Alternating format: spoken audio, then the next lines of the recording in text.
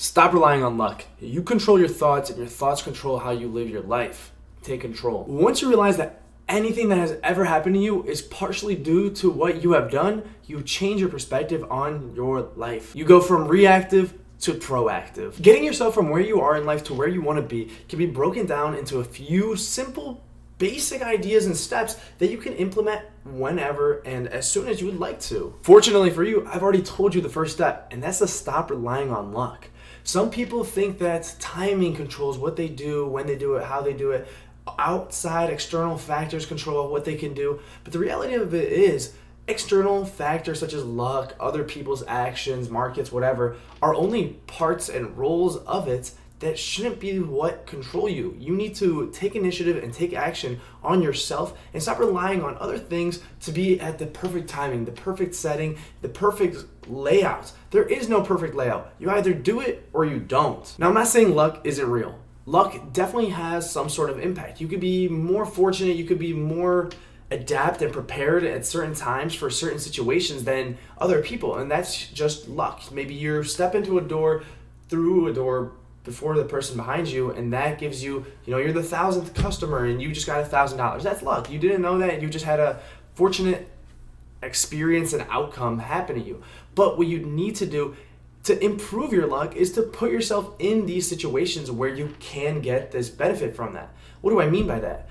Well, if you put yourself in an area surrounded by people that are high achieving, working out, just these, people that you would like to be around, just people that are highly dedicated, motivated, they're doing things, they're getting stuff done, whatever it might be, they may work on their business, they might be freakish athletes. If you surround yourself around them, you're more likely to pick up tips, tricks, make friends with them, learn from them, improve yourself, because you see what they're doing, they're gonna rub off on you, and then the next thing you know is that you're improving yourself. And you might call this luck, but you're just putting yourself in situations where you can best grow and expand and blossom into this amazing individual. But on the flip side, if you're just sitting there waiting for a golden egg to fall out of the sky and land into your lap, nothing's going to happen to you. You're not going to get results and things happen to you miraculously and just out of nowhere if you don't contribute and work hard for them. You might have something fall down and give you like a good job offer that you maybe don't deserve, but somebody and they gave it to you. But you're going to be proven and found a fraud. It's just going to be something that discredits you because you're not fulfilling the role. You might get it and you might have it for some time, but after a while, the truth comes out, and the next thing you know is that you're back to step zero. Right now, since you understand that luck doesn't decide your fate, you do, you have to understand that what you do should be for yourself. That doesn't mean only you, but if you care about doing things for your family, you have a significant other, you have friends, whatever it might be, you're doing that because you want to do that. It's not because you think people want you to do that and you're trying to create an image and impress people. Nowadays, we live in a society where people do so much just to impress people that don't really care, but they're trying to make an image, trying to show face, they're trying to look popular, seem successful, seem happy. It's all about making an image. A fantastic quote that relates to this is from Fight Club. It says, "We buy things that we don't need with money that we don't have to impress people we don't like."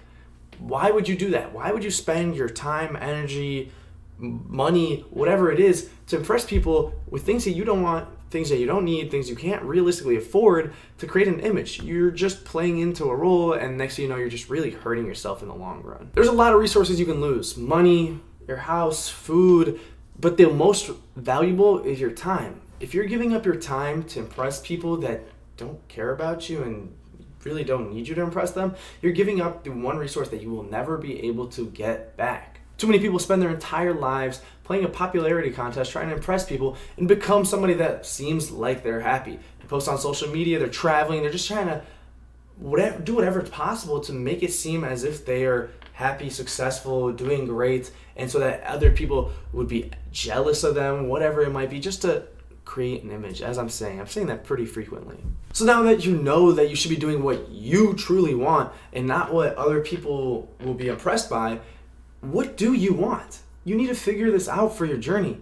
If you're not certain of what you're trying to achieve, how will you know when you get there, when you achieve that thing, when you get the results that you were looking for? Some people will, like, a good example of this is fitness, and some people will just say, all right, I'm trying to lose some weight. All right, how much weight? Where? How? What are you gonna do? Like, how are you, like, what is, like, the entire objective? Where are you going with this? How are you gonna get there? And how will you know when you're successful? Like, for me personally, I've been cutting since now February, and I had a certain weight goal that I wanted to go to, but now I've just put a certain deadline. I'm October 1st. October 1st is the first day of the book, and that's the deadline for my cut. I've seen the results, and I'm happy with it, and I just want to stick it out for a little bit longer, see how I can do. It's more of a maintenance, but I still know when I'm going to stop. I know what results I was achieving and going for, and I got there, and I'm happy, and I'm just going to push it just a tiny bit and make sure that I have everything good and I'm happy to continue on forward. But for some other people that fitness isn't related, although you should be doing fitness is great. What are your goals? How many kids do you want? Where do you want to live? What kind of house? What kind of car? What kind of job? How much are you making? How much are you spending on this? It's got to get specific, because if you don't know what you are chasing, you're chasing just a mythical idea that's not really there. It's like running through fog, trying to run, but the next thing you know is that you're running in the wrong direction. Just how will you know where you're going, when you're going to get there, and how you're going to get there? What comes after knowing what you have to do and what you want to do in your life is doing it. Having the idea and building a plan is a great start. You know, you've got the vision, you've got your plan, you know what you're trying to achieve, you know what it looks like. You can create an image in your mind of what you look like, what your life looks like once you complete that goal. So what happens next? How do you get there? You do things. You know, I don't know what your goal is, but you have to do things. You have to start working out, start your business, start applying for other jobs that you are more like qualified for, whatever it might be. You have to start doing it, because if you don't do it, you're not going to ever progress towards that. You might have this roadmap. You know, some people, they'll have these boards in their room, like things that they want, things that they'll do. But if you're not taking steps actively to get there, then you're never going to reach it. Like, you're just going to be sitting there stagnant, not going there, and you're going to be, you know, you get a little promotion, ooh, whatever, and you're going to try and drag it out. You have to actually go out there, put an effort in there, put a true effort in there to get where you want to be. If your goal is to save $1,000, you know, $1,000 to a millionaire is chump change, $1,000 to a college student is amazing, and $1,000 to a homeless guy is like life-changing. If you want to achieve $1,000, what are steps that you're going to do that? Well, you know, you have to find a way to make money. Is that selling something? Is that a job? Is that whatever it might be, providing a service?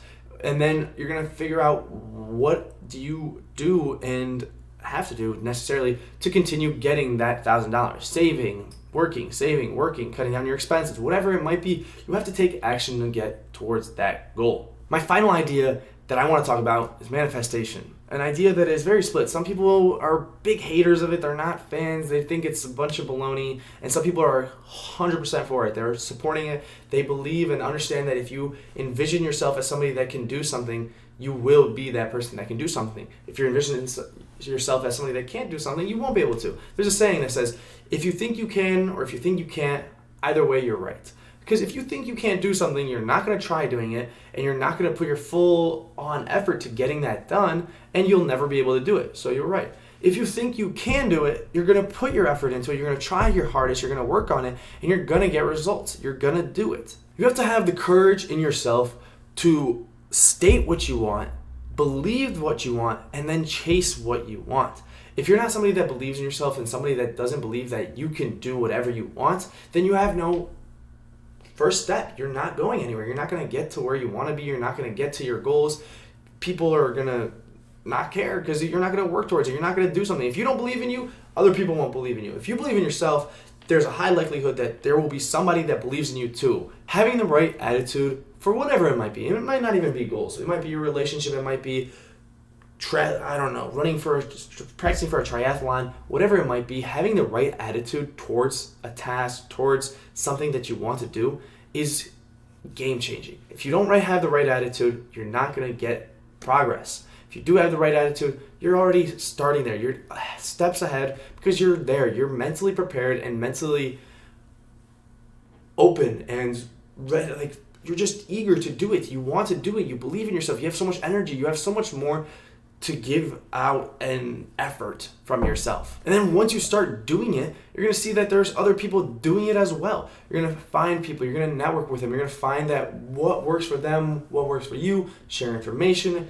everybody wins. You're attracting this positive energy and positive work ethic to yourself, to your goals, to get where you want to be. As with everything that you may pursue, homework assignments, for relationships, whatever it might be, there are some negative downsides. There's self-doubt, there's bumps in the road that just happen and you can't prepare for them. They're the unexpecteds. You cannot prepare for them. You don't know what could happen. You might have lost a family member. You might have your car break down, a big expense come in, whatever it might be. There are bumps in the road and you can't let that take you off track. You have to be able to take it, deal with it enough. Emotionally, let it process. Don't just block it off. Don't push away emotions and whatever. Make sure that you take it, deal with it, but you have to realize that you have to continue. Like, life still goes on.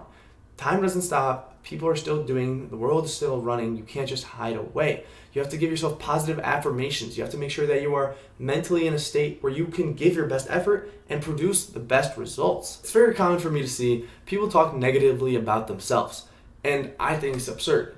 If you talk negatively about yourself, your mind slowly, subconsciously starts to believe it. If you think you're not good at something and you continuously say that you're not good at it, then your mind's going to believe you're not good, and then you're going to stop trying, and then you're definitely not going to be good at it. But if you're somebody just like, oh, you're new, you're trying something, you're running into some issues, you might not be the best, but you're working at it, doesn't mean you're not good. Everybody starts somewhere. You just got to keep pushing through. Just a representation of something that comes to my mind with this is that if you put one drop of food coloring into something, like some water, it a little bit color changes. You put 2, more change. By the time I put 10, the whole thing's color changed. Like, it's just gone, a whole different color. I feel the same way about negative thoughts and negative thoughts about yourself. If you think about yourself badly once, all right, it's like not the end of the world. It's like your mind's starting to shift. By the time you say it like 10, 50, 100 times, you think you're bad at everything, your mind doesn't even have a reason to think you're good at something. You just realize and think that you're a worthless and piece of shit that doesn't do anything. So it's important to make sure that you do not speak negatively about yourself, and to make sure that you reaffirm your efforts and everything you're doing, because it matters. What you're doing matters, and you are improving, and you're doing something. You're doing more than 90% of people out there are. And finally, very importantly, be grateful. No matter where you are in life right now, be grateful. You are in a spot where you're at an advantage. You have your life, you have your time, you have things going on. Yes, there might be negative things happening in your life, but you still have the opportunity to go out there and be who you are. You can do what you want. You can achieve different things. Some people are dreaming about the opportunity you have. The person that's walking dreams about the guy that's riding the bike. The guy that's driving the bike dreams about the guy that's driving a Honda Civic. The guy driving the Honda Civic dreams about the guy that in the Lamborghini. The guy in the Lamborghini dreams about the guy that has his own private jet. Everybody wishes they had more, but you have to be thankful and grateful for what you have, or else you'll never be satisfied in life. You're always going to be looking for more. You're always going to be missing out on opportunities. You're just going to be missing out on key aspects of life. As a wise man once said, love yours. Be grateful. Love everything you have. Enjoy what you have. Cherish it. Don't take things for granted. Be happy that you have the opportunity you have and make the most of it. Good things happen to you when you realize that you have good things happening to you. You realize there's more good things that you can, and you attract those good things, and next thing you know, it's just a snowball effect. You're rolling, and then good things are happening. And then obviously there's a little bump in the road every once in a while, but good things attract good things. If you go to the gym, you're attracting good health. If you have good health, you're attracting good habits. Good habits attract, you putting more productive work. Everything leads to something else. If you do good, you're going to attract more good things. If you have bad habits, you're going to attract more bad habits. That's just how it goes. So I'll leave you with one last thing. Would you rather attract bad, negative, terrible things to your life? Or would you rather have a life where you're attracting everything that you would ever want?